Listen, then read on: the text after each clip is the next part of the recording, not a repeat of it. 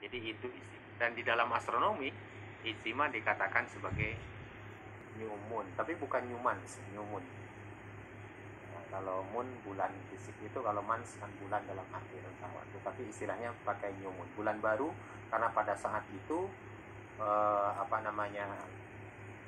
fraction illumination bulan itu dalam keadaan paling kecil.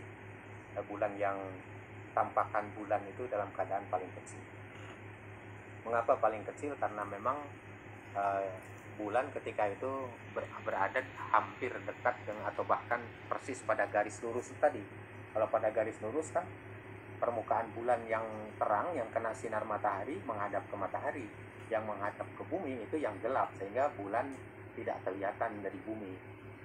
Nah, meskipun dalam waktu ijtima itu seperti tadi tidak pada satu garis, bisa di luar garis itu, sehingga masih ada permukaan bulan yang kena sinar matahari yang masih bisa terlihat dari bumi. Nah, walaupun mungkin tipis sekali, ya, termasuk hilal itu adalah bagian dari permukaan bulan yang kena sinar matahari atau yang terang, lalu bisa terlihat dari bumi, nah, yang bentuknya seperti sabit.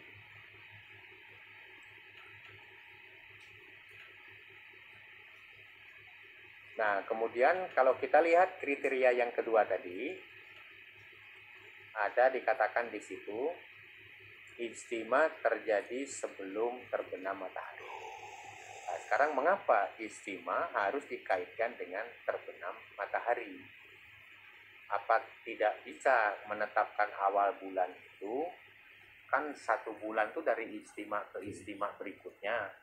Ya sudah, kalau sudah terjadi ijtima berarti itu sudah berganti bulan, dari bulan lama ke bulan baru. Tidak harus mengaitkannya dengan terbenam matahari, misalnya begitu. Nah, ini kita ya. Pandangan mayoritas fuqaha menyatakan bahwa pergantian hari itu ditandai benamnya matahari. Nah, secara konvensional internasional, ya, di internasional pergantian hari itu tengah malam, jam 12 malam atau jam 4 atau jam 00 malam hari, atau dikatakan pada sangat kulminasi matahari, kulminasi bawah matahari. Tetapi di dalam banyak pandangan para fuqaha itu menyatakan bahwa pergantian hari itu pada saat matahari terbenam. Di tanah air, di kalangan kaum muslimin juga ini nampaknya pandangan ini sering menjadi sering dipegangi meskipun tidak terasa, tidak merasa. Misalnya dalam bahasa atau perkataan sehari-hari, kadang-kadang seperti orang, nah katakanlah misalnya ini kan tadi, ini kan hari Rabu, ya. Hari Rabu, lalu begitu masuk maghrib di hari Rabu itu, maka orang menyebut malam Kamis. Artinya malam Kamis itu kan berarti sudah masuk hari Kamis, ya, malam. Itu mungkin juga ya pengaruh dari pendapat atau pandangan ini, menyatakan bahwa pergantian hari itu pada saat terbenam matahari. Ketika maghrib, ketika terbenam matahari di hari Rabu itu, sebelum terbenam itu hari Rabu, begitu masuk terbenam matahari maka berpindahlah jadi hari Kamis. Nah, jadi ini pergantian hari. Nah, dari sini kemudian kita tanya, satu hari di dalam konteks ini atau dalam pandangan ini itu sejak terbenam matahari hingga terbenam matahari berikutnya. Nah, ijtima dikaitkan dengan terbenam matahari itu tidak lain adalah untuk menyesuaikan pergantian bulan itu mestinya bersamaan dengan pergantian hari. Nah, mengapa begitu? Karena ijtima itu bisa terjadi kapan saja. Bisa siang hari, bisa malam hari, bisa pagi, bisa sore. Kalau kemudian ijtima ini tidak dikaitkan dengan terbenam matahari, maka nanti pergantian bulan atau tanggal dari bulan lama ke bulan baru, atau dari tanggal 29 atau tanggal 30 masuk tanggal 1 bulan baru itu, kalau semata-mata digantung hanya ditetapkan berdasarkan ijtima, ya bisa terjadi di siang hari, bisa terjadi di malam hari. Jadi tidak sinkron dengan pergantian hari itu sendiri. Nah, ini harus disinkronkan dengan pergantian hari. Maka pertama harus diselesaikan dulu 1 bulan penuh, yakni dari ijtima ke ijtima, sehingga mempersyaratkan ijtima tadi. Dan untuk bergantinya harus disesuaikan dengan hari. Harinya berganti, tanggal juga, dan bulan juga berganti, jadi berbarengan. Kemudian yang berikutnya, yakni kriteria yang ketiga, yakni pada saat terbenam matahari, bulan belum terbenam.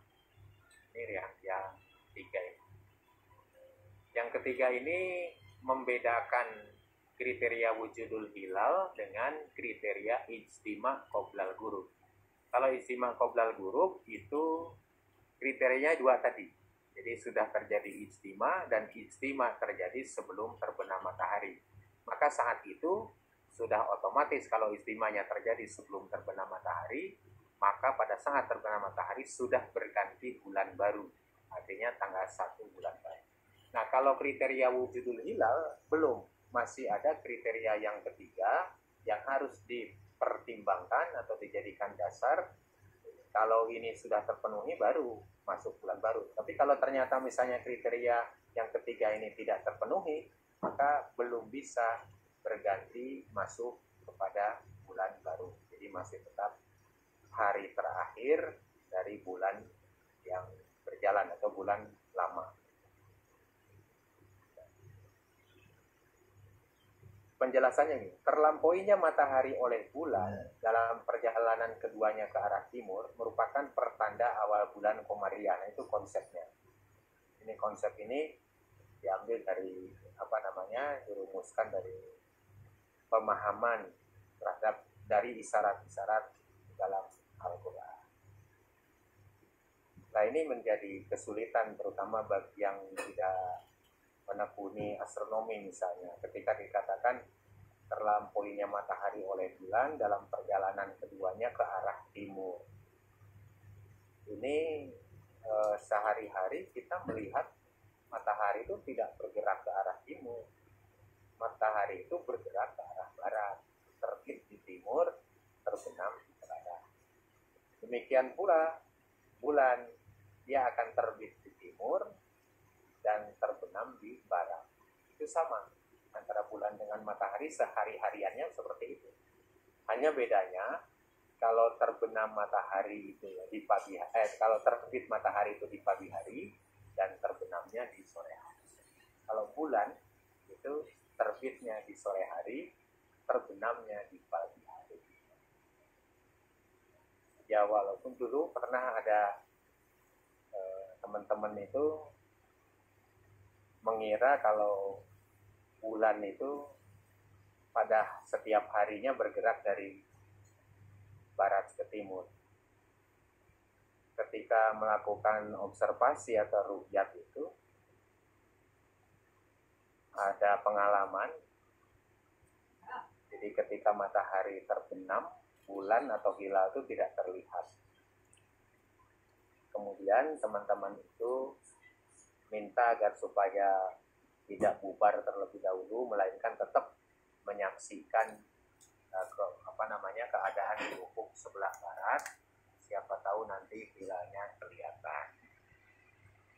Nah, setelah kita menunggu, kemudian kita omong-omong dan kita tanya, apa mungkin nanti makin lama itu makin kelihatan.